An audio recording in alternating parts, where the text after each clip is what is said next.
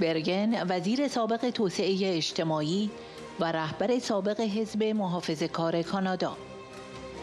رژیم ایران باید بداند که روزهایش به شماره افتاده است.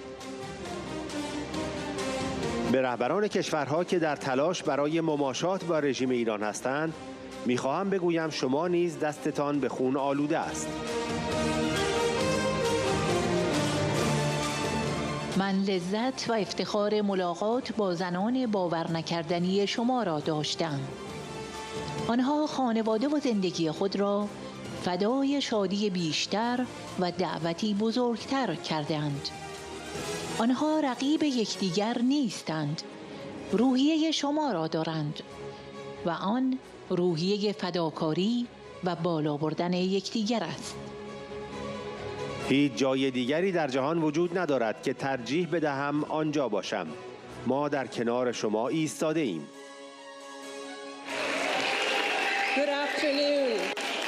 Good afternoon, everyone. What an honor and a privilege it is to be here celebrating International Women's Day with all of you. Mrs. Rajavi, thank you so much, honored guests. Ladies, it is incredible to see so many ladies and gentlemen here this afternoon.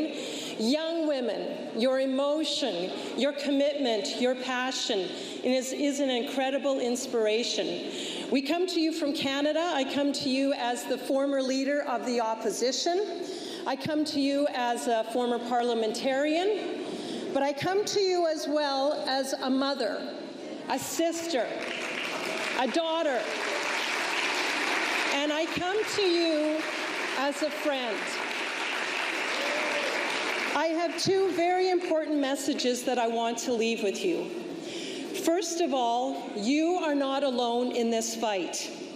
I and so many others stand with you, and we will do everything that we can do, politically, legislatively, as well as practically, to help you in the fight that you are undertaking. And when I talk about legislatively and politically, I'm talking about things like in Canada, naming the IRGC as a terrorist organization. That is something that we can do and we need to do. Countries need to do that.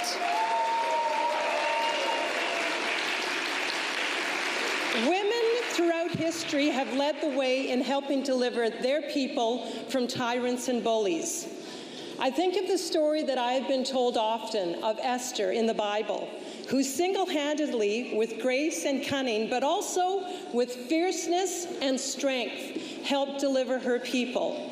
She is just one example of a woman born for such a time as this.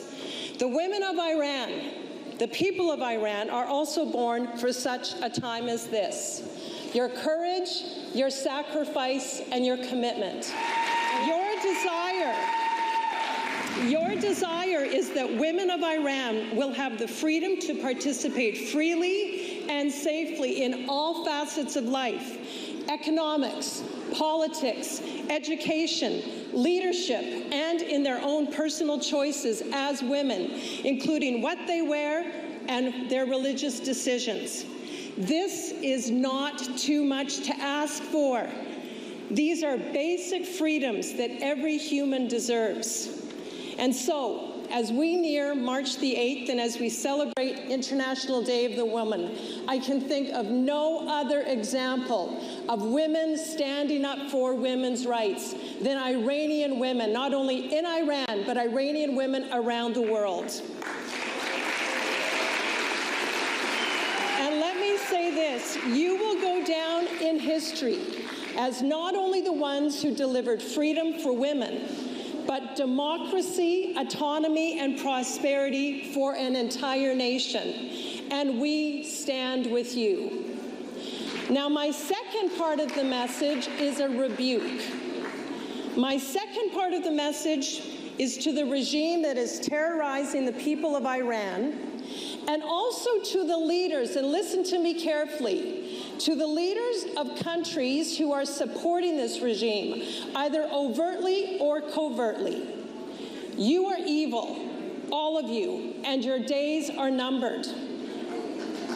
You are cowards, you are bullies, and you will be defeated. And I want to say to countries and leaders of countries and organizations around the world that are trying to appease this regime, you also stand with blood on your hands.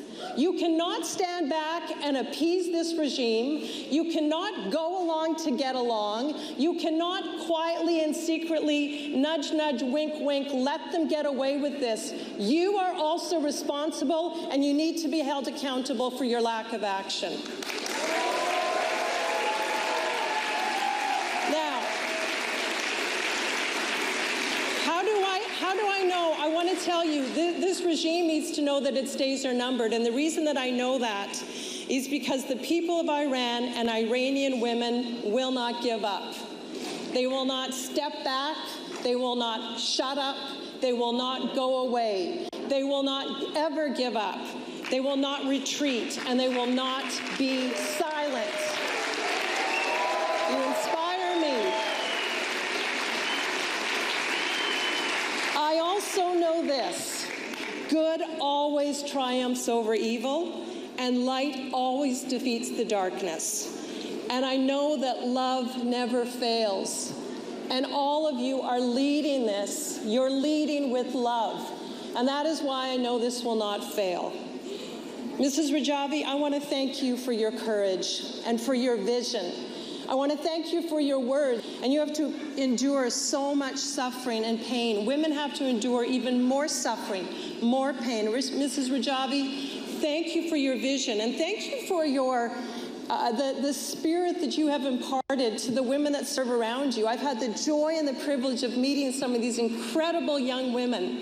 And they have sacrificed so much, their own families, some of their own hopes and dreams, some of the things that make them a woman, the nurturing and the joys that they could have had, but they have sacrificed that for a greater joy, a greater calling. They're not competing with each other. They're not trying to get ahead. So many times, and I've got to tell you, in the West, I see so many people trying to get ahead and claw to get one on top of the other.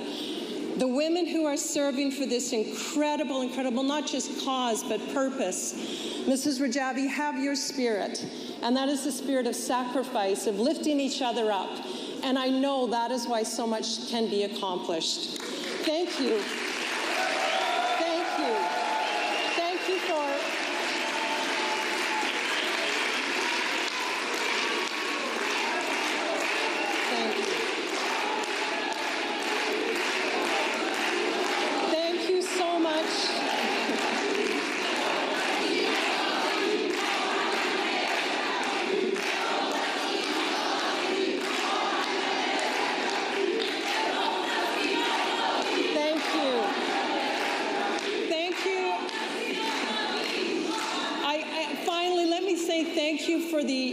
for the honor of being able to be here. Your kindness, your generosity, your passion has inspired me, and I can tell you there is no other place in the world I would rather be today celebrating International Women's Day than right here with all of you. We stand with you. God bless you. God give you strength and protection. Thank you.